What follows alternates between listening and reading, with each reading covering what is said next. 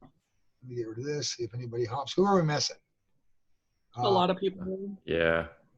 Greg, Nick, Christian. Well, Christian, Lily. Nick, Greg. Lucy. Yeah, Greg should be here. Lucy. Anyway. What's that? Oh, never mind. No, it's okay.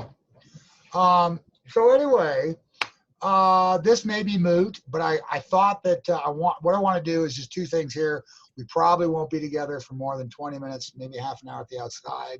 I want to first look at some of your posts, and there's a couple new ones I haven't had a chance to see yet. Sorry, but thanks for posting. Oh, here's Natalie. Natalie. Oh, here comes some more. There's Natalie. There's Nick. Hey, Natalie. How are things in Ophir?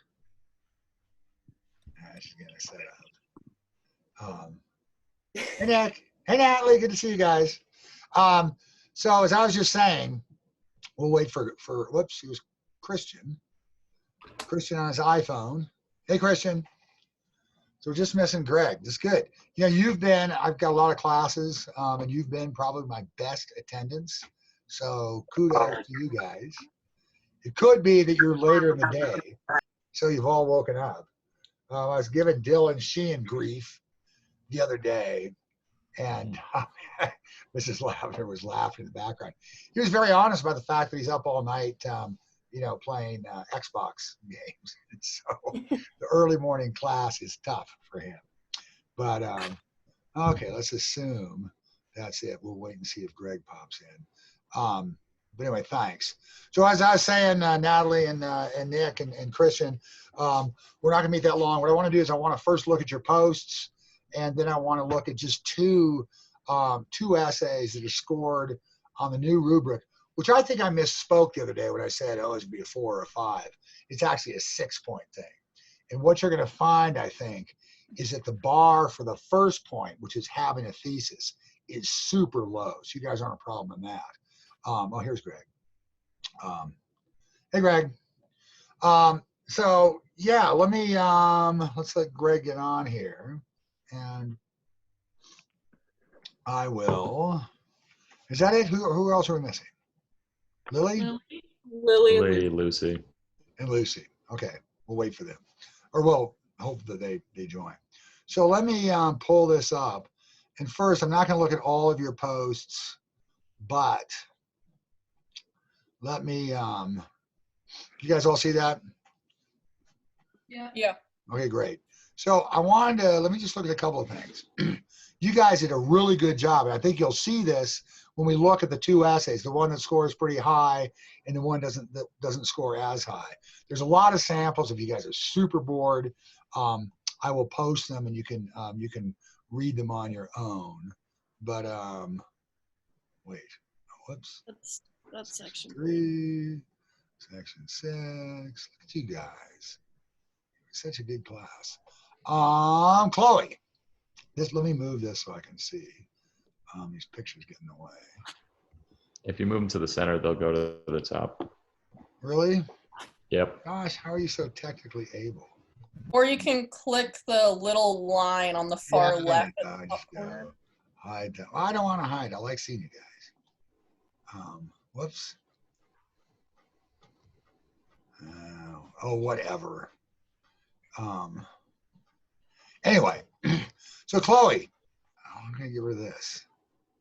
How do I get rid of comment timeline? Lily's on her way to the doctor. Oh, how's she doing? I'm gonna ask. Tell her don't worry about this. She can watch the recording later. It's not that these recordings are a lot of interest in. So firm tone. So Chloe's mentioning tone right off the bat. That's great. And she actually links the tone to a specific passage, is firm against point out without causing physical harm. Nobody's able to stop his stride. You will, however, do me a favor, reflect me from my course, unless you can see your way to conform. That's good.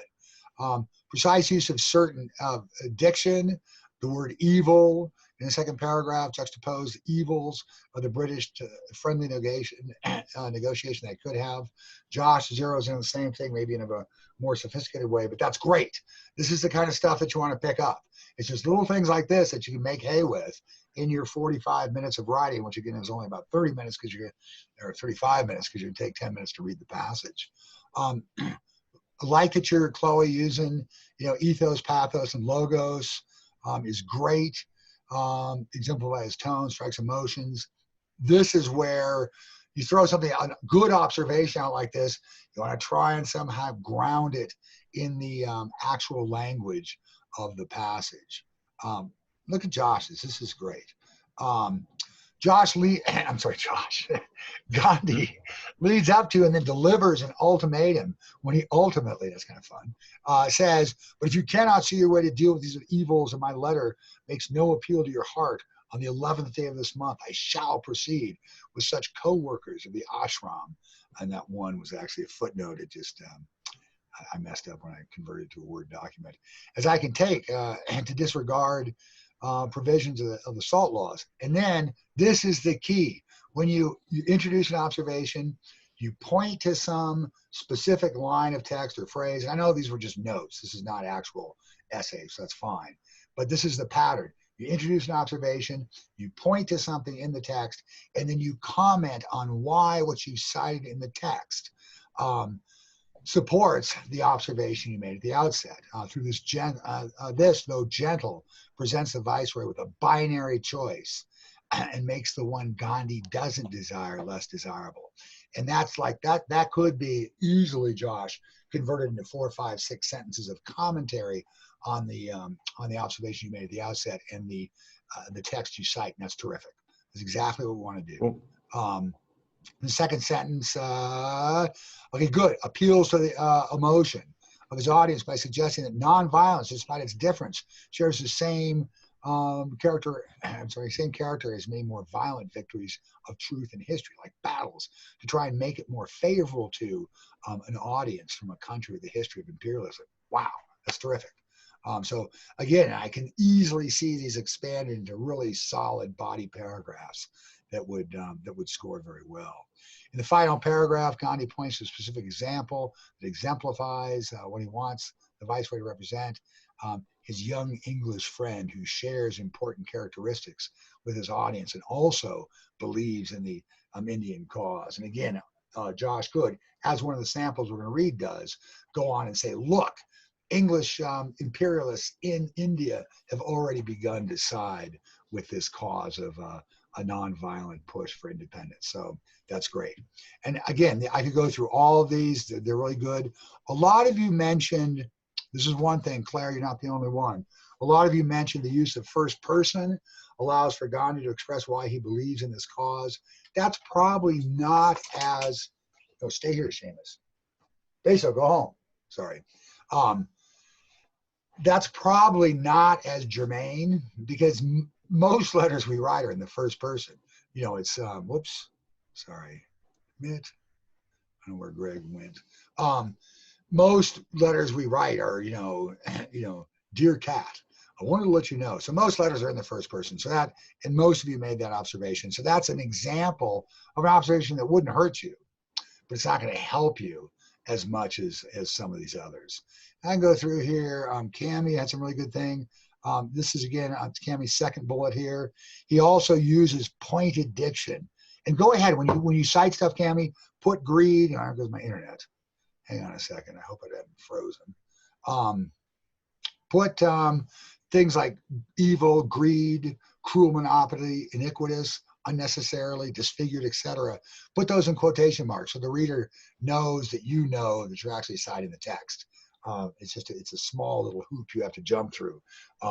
We'll see that I think one of the samples, I'm not sure if we're going to look at that one, cited parts of the text like you're doing here, Cami, but didn't actually put it in quotation marks. But he doesn't waste his time dancing around the subject, instead jumps right in with direct diction to clearly illustrate his point. And this, Cami, could, again, this one bullet point could be expanded into, a whole paragraph talking about word choice and the rhetorical strategy behind the diction that he uses, which you outline here. I thought the syntax and sentence structure was good. I didn't think, he doesn't want to be confused by long, winding sentences or jumbled syntax. And that's fine, but it's hard to support that as easily as you can support your point about diction, because there aren't any long, jumbled, long winding sentences. If you decided a couple of short, direct sentences, that might work. And again, I don't want to belabor this. Did Lucy come? No. Kat's got some good stuff. The personal anecdote is important to humanization of speech. That's kind of the example that I use, which is good. I invite Oh, I you. didn't realize you used that. I'm so sorry. Is that? I said I didn't realize you used that example. No, that's fine. No, Kat, no worries. I'm up on my discussion. No, you guys, I know these are fine. I was thoroughly pleased. This is like Cammie, this third one, this is Charlotte's, powerful, strong words. And of course you want to list those words, put them in quotation marks, and actually talk, even if you think you're sort of belaboring your case. You want to use that pattern that I used in Josh's example at the outset. You make an observation, you cite some text, not too much, don't make your quotes too long. Remember, you can summarize, paraphrase, and then put in quotation marks only the most salient bits of language. And then talk for 1 or 2 or 3 sentences about why whatever you've cited in the text supports the observation you make at the outset. And you just repeat that pattern over and over again in your body paragraphs. You're watching the clock. I don't know, I guess we're going to open at a certain time and be cut off at a certain time. Again, that hasn't been explained by the College Board. But so you do that and you keep shaping those paragraphs with that same sort of pattern.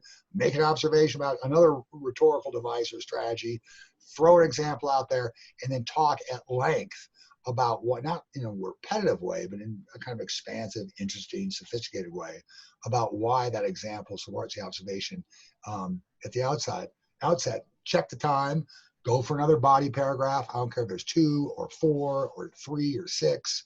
And then in the last paragraph, when you see you've got 2 or 3 minutes left, then you can enter in and kind of weigh in on, how terrific Gandhi is, or how terrible imperialism is, or how amazing it was that a colonial country overthrew the British Empire through nonviolence or whatever. That the conclusion is where you can kind of weigh in on the topic being discussed in whatever text they give you.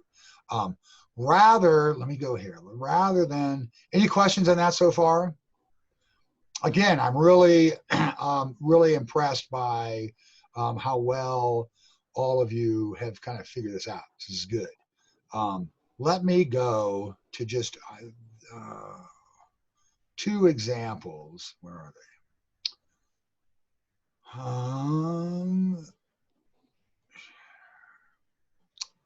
Okay, let's get rid of you guys. Move you over here. So let's go to, I didn't want to do sample T. What was I going to do? Would you guys want to read these, or is it like too boring? Here's the kind of grid for the scores, okay? Let's look at the scores ahead. Let's look at SS. So this is what we're shooting for. You get 1 point for having a thesis. And the bar on that is so low that this is not going to be a problem for you guys as long as you state. Let's look at, let me go look at, we'll get to it. So that first point is pretty much a gimme. I'll show you the one essay that didn't get, you can all see this, right? Yes. Yeah, the one essay that didn't get, whoops, where is it? Oh, sorry. My bad. Hang on, let's go down here. Pull up this. You see that, right? Okay, so this is the only one of all these samples. This is the entire essay. But in Gandhi's nonviolent personality Gandhi's nonviolent personality is a rhetorical device all unto itself. It makes him look far more approachable to the receiver of the letter. One example starts on line 64. Gandhi states, if you think that there's any substance in my letter, blah, blah, blah, blah, blah. So this paragraph long response, half of it is a long quotation. And again, this is key. You don't want to quote the text at length, even, because the readers become so familiar with the text. You really want to quote individual words and short phrases. You can summarize the entire summarize and paraphrase the entire sentence or section that you want to cite, but then cite directly in quotation marks, just short bits. You want to embed those in those sentences because readers will just skip over this because they've read it 5, 6, 7, 800 times. So they're not going to read this. They're going to go, so it doesn't really add to this incredibly short essay's length. Gandhi doesn't threaten the British government. He offers to not publish letters so they can sit down and have a civil talk about it. On top of that, he was hand-delivered by an English friend. He's definitely far more inviting than the Americans were in their Declaration of Independence. Here's Sidney, he's trying to use your analogy, but he does miserably.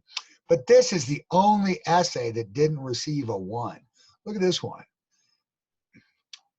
In this letter to Viceroy Lord Irwin, I believe that a rhetorical tool Gandhi has used while writing is conflicting ideas.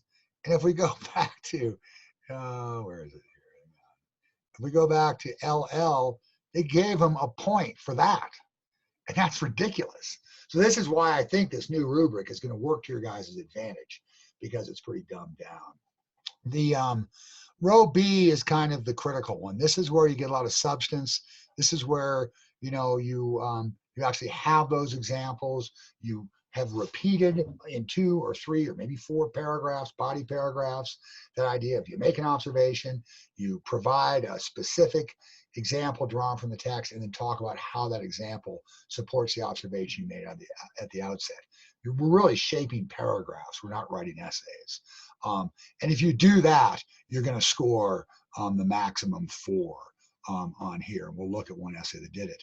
Row C is that kind of as far as I can tell, and again, I haven't attended a reading under this rubric. I haven't had any training under this rubric, but my sense is that row C, that one additional point you can get, is all about 2 things. It's about, did you try to address the rhetorical situation and talk about rhetorical strategies as such, and do you write with a level of sophistication and elegance that sets you apart from other essays? And I think you guys are entirely capable of getting the 1. I'm going to be really surprised. Again, I don't know if it's going to be the rhetoric question or not, but regardless, the rubric, this is similar. We'll look at once we figure it out.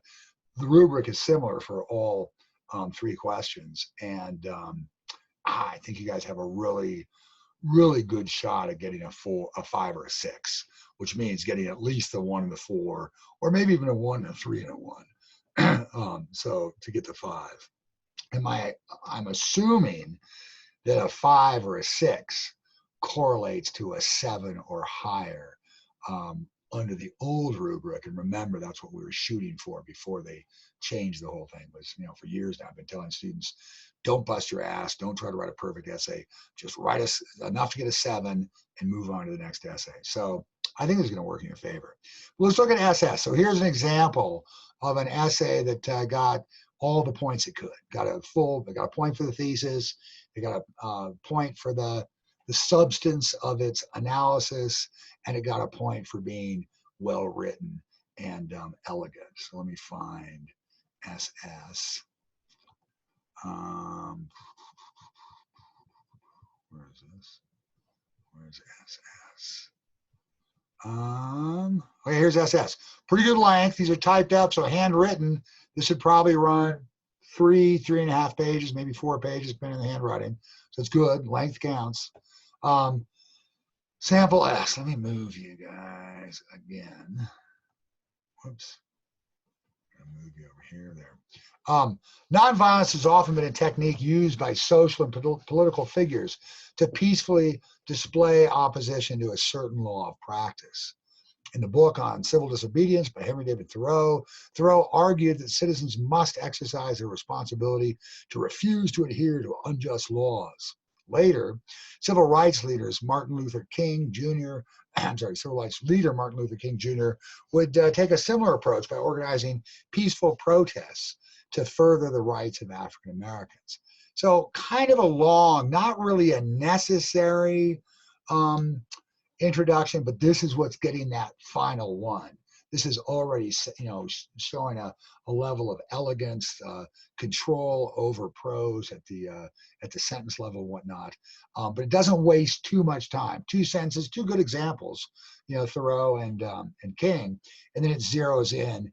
In 1930, Mohandas Mahatma Gandhi used the principles of civil disobedience and nonviolence to protest the unjust control of India by Britain by arranging a salt march to display the unfair British monopoly on salt. And here comes the thesis. By describing the British control of Indian commerce as greedy and misguided. See, Cammie, if they should put those in quotation marks.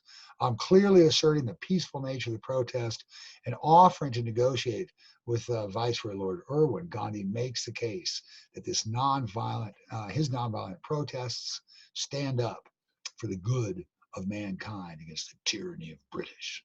So, I mean, this, for me as a reader, this smacks a little bit too much of the 5-paragraph essay. I'm going to list my 3 arguments, and I'm going to deal with them in turn and stuff, which is not, I mean, it's fine. It's fine. It's certainly a more elegant version of the typical 5-paragraph essay opening. But don't feel that you need to, if you can use just one of your points and get yourself into the first body paragraph. And then as you transition into your 3rd paragraph, another way in which, the success of Gandhi's rhetorical strategy can be seen is in his diction and word choice or something. And then you can go on and do that paragraph. So, but anyway, this is pretty solid writing, clearly. Gandhi acknowledges that he is undertaking the risk is undertaken by standing up to the British government, but also asserts that they are necessary for the victories of truth to prevail. And this is what I mean by embedding just little phrases, words and phrases in your sentences. That means the reader has to read your entire sentence. Can't skip over 3 or 4 lines of your writing because they're so familiar with the text. By doing so, Gandhi is establishing an underlying theme of heroism in the face of misguided evil. Well, that's pretty good. And sometimes we stumble along things as we're writing forward. If you write, the theme of heroism, okay, I can run with that, which this writer sort of does. That's good. By doing so, Gandhi is establishing an underlying theme. This noble theme is furthered by Gandhi's desire to make the British see the wrong that they have done to India. Again, nicely embedded quote, but not harm the British. Gandhi's focus on using an equal love for your people with mine serves to demonstrate the peaceful nature of his protest and also highlights the wrongdoings of the British Empire by juxtaposing it with his own, quote, weapon of love and peace. Nice sentences. Gandhi appeals to emotion, saying that the suffering of the Indian people rebelling against British rule will be enough to melt the stoniest hearts. So again, what I like most about this sample, why I chose this sample, was I think this writer, the student, does a really good job of embedding short quotations within his or her own sentences. After establishing his theme of standing up to tyranny, Gandhi shifts to emphasizing the benefits of change in the British policy could bring to relations with India. Gandhi frames British control of commerce as wrong by saying that his goal is to combat such evils as the British government has enacted on India. What's happening here is this essay is starting to read like really sophisticated plot summary. And that's not necessarily a bad thing. Certainly didn't hurt this essay. If you find yourself just saying, well, Gandhi says this, then he says this, then he says this, try to bend that towards some sort of rhetorical analysis. Try to throw out some terms like, Charlotte's appeals to emotion or whatever, things like that, language like that. But clearly this is working pretty well for the student. Gandhi says that British commerce must be purified of greed and states that after they do so, they'll clearly see their own wrongdoing. This once again builds upon the foundation of the noble goal that Gandhi built in the earlier segment because it portrays Gandhi as standing up for the rights of mankind. Although Gandhi encourages the British to deal with these evils and change their ways, he also gives them an ultimatum by saying that if they do not change, he will lead a nonviolent protest to disregard the provisions of the salt laws.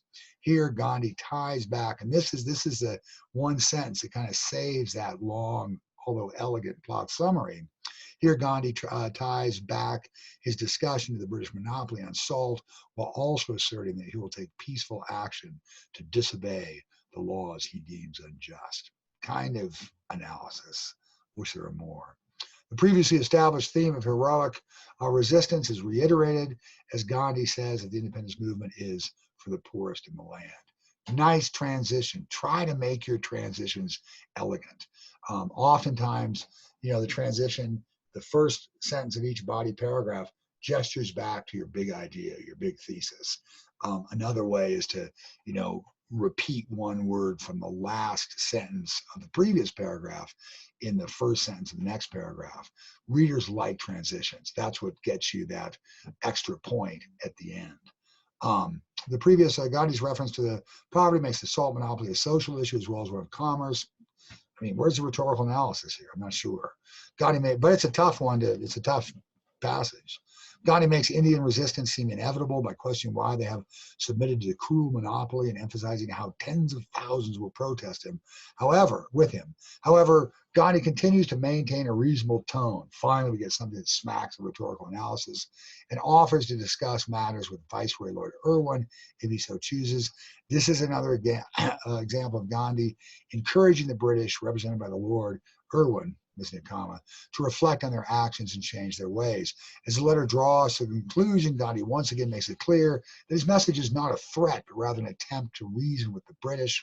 In the last sentence, Gandhi gives tangible evidence that some British already see the wrongness of their actions, as Josh's point, by saying that the letter is being delivered by a young English friend who believes in the Indian cause. Through this, Gandhi is giving proof that the change in British actions that he advocated for is not only possible, but already occurring.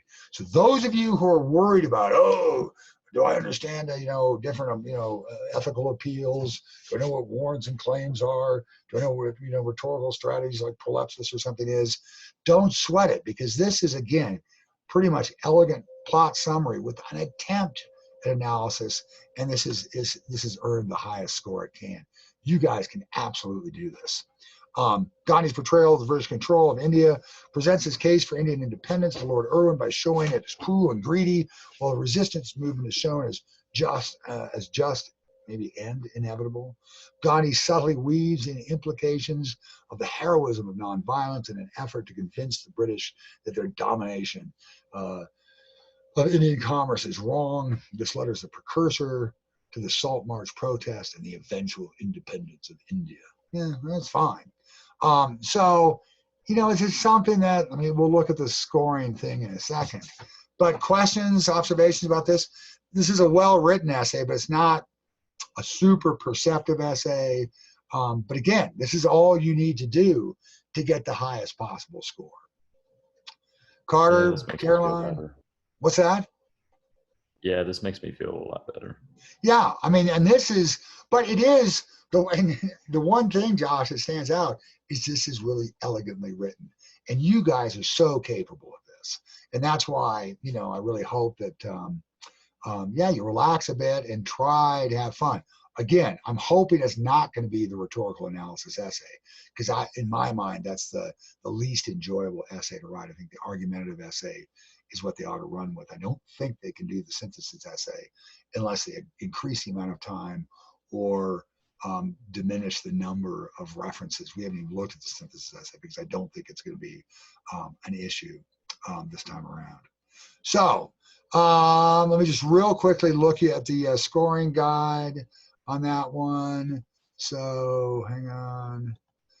So here's what they said about NHS. What's that? Will we know ahead of time what essay it is, or will we find out on the spot? Well, I'm hoping, Christian, that we're going to find out tomorrow. No, I don't think they can just randomly throw one of the essays at you. I'm hoping it'll be question 3. That's the argumentative essay. You wrote the first paragraph, the Oscar Wilde one.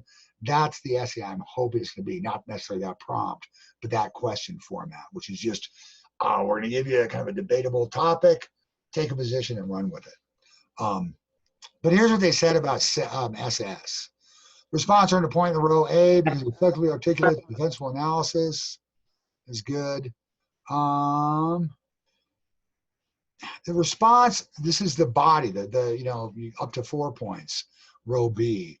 The response earned 4 points for OB because it integrates evidence to support a line of reasoning that Gandhi's focus on the heroism of nonviolence demonstrates an effort to convince the British that the domination of Indian commerce is wrong. I think what they're saying is that you know, even though this writer doesn't talk so much about rhetorical analysis, the author recognizes the rhetorical situation. You know, again, keep in mind that rhetorical triangle. Here's Gandhi, speaker. Here's the audience, Lord, the Viceroy Irwin or whatever. Hey, that's pretty cool. I bet Christian did that, or Nick. but, and then the purpose. And I think that, you know, to keep that rhetorical triangle, and we'll hammer away at that. Well, no, we won't unless we find out tomorrow. And of course, I'll let you guys know on Tuesday what's up with the question. But I think that's why they posted like in it. Schoology if they tell you. What's before that? Yeah. Tuesday. Yeah, and you guys might find out too. You guys got that survey. I mean, they've got your information. They know who's registered for the English Lang exam. So they might not limit the announcement to teachers. And it's possible if you want, maybe we can get together on a tutorial or something during Monday, both sections, and just talk about this. But then here's the extra point that I think you guys are all capable of. This response earned a point for OC because it discusses in detail how the passage's complexities support Gandhi's purpose. Again, the rhetorical situation. The response asserts in paragraph 4 that Gandhi makes an Indian resistance seem inevitable, emphasizing blah, blah, blah, blah, blah, blah, blah, blah. The student's own style, and this is it, the student's own style is persuasive and convincing throughout. No. It should say something about how the writer exhibits a high degree of control over his or her prose at the sentence level. So that's, you know, that's what we're looking at, and it's not this is not too hard. Again, I think you guys you could do fine on the rhetorical question. I think you do even better and have more fun on the argumentative essay, but we'll see. Do you want to look at some crappy essays or not bother? If I post these, would you guys want to look through the essays? Would that be something to do? Or okay, I'll post them after we finish this class. I'll put them up right under the prompt itself. What else? So you guys have no work for me. Thanks to all of you who have submitted your final drafts of the Angel essays. I'm not going to get to those for a while, but I will get to them eventually. Don't sweat it. Just take a break for AP Lang, at least until we get some sort of announcement from the College Board. And then we'll hopefully kick it into high gear on Tuesday, but I'm not sure yet even what the dates are. So we got plenty of time left. Again, I will come up with a more focused curriculum, one that can maybe actually fill these block periods. Sorry about that. Once I know what the question is, or once I know what the test format is. So everything else going well? You guys good? Caroline's Yeah. up on 9. How was the snow, Caroline? Okay? Yeah, it was good. It was really sticky and wet, but it was still good. Yeah. How is it down toward the bottom? Pretty, yeah. I mean, is there It was enough good coverage? towards the end. Yeah. What else can I tell you guys? Any questions? No? You having fun? Hey, one thing before I let you go. I asked you guys about doing a newspaper insert. Is there much interest in that or not? Like, wait, sorry, I woke up 20 minutes into the senior meeting yesterday. Oh, no worries. What it is, have you seen this insert in the past, right? Usually it comes out on the day of graduation, and it's an insert in the Planet, and it's got all the seniors, their pictures, and their essays. And most of them are college application essays, which in your cases are great. You guys have some really fine essays, but oftentimes somebody will write something different. It would be an opportunity for you guys to reflect on, on this unprecedented senior spring and how kind of effed up it is. But anyway, would there be interest in doing that or not? I think so. Yeah. Yeah, I think Do something.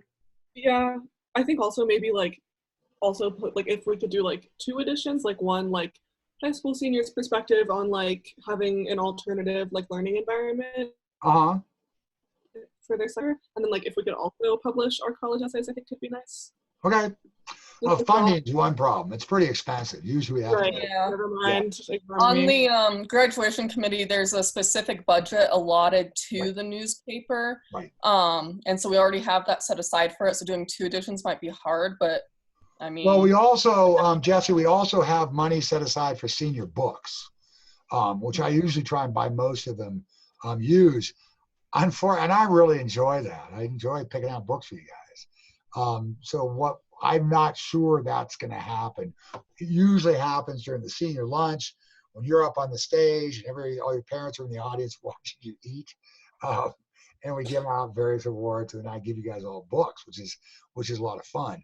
But maybe this year we'll just do something different where I give recommendations instead of actual books. We'll see. Because I don't know where I get the books.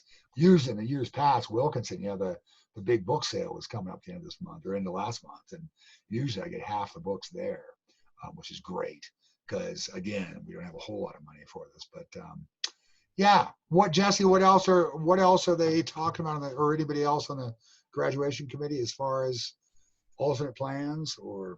we haven't met since the last in-person meeting, so I have no idea what's going on. I think we're still waiting to hear what the ultimatum is on the actual graduation before we adjust stuff, because we were starting to plan like flowers, food, who to ask, stuff like that. So I think we're just waiting to see what it's actually going to do before we meet again and make any further plans. Yeah. Yeah, changing. We're still trying to figure everything out. And I think once the whole staff meets, we'll get a better idea. But like, we're still doing slideshows and stuff just in case. Good. So we'll sort of see. Well, again, slideshows, a book presentation.